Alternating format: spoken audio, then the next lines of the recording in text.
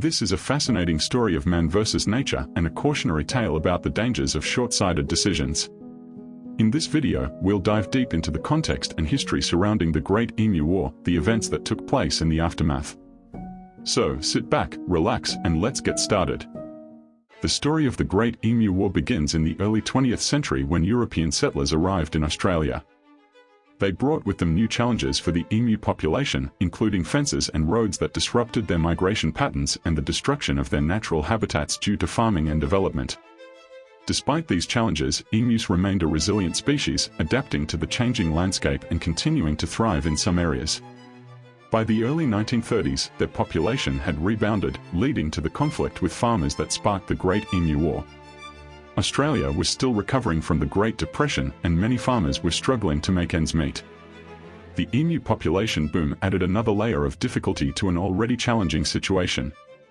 The government was under pressure to act decisively and show that they were taking steps to support struggling farmers.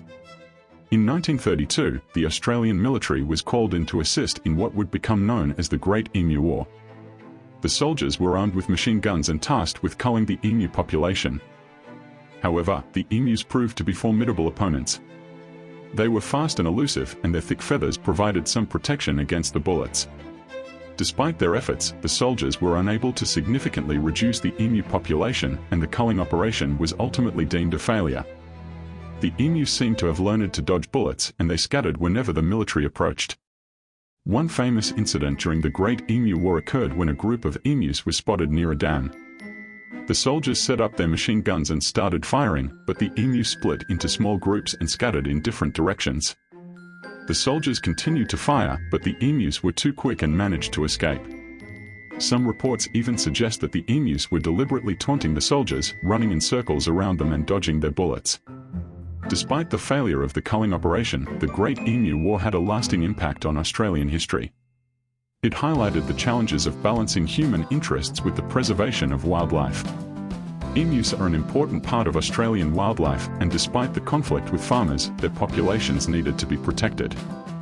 The Great Emu War may have been a failed attempt to control their population, but it serves as a reminder that sometimes, nature can't be tamed by man. It also serves as a cautionary tale of the dangers of short-sighted decisions and the importance of considering the long-term impact of our actions.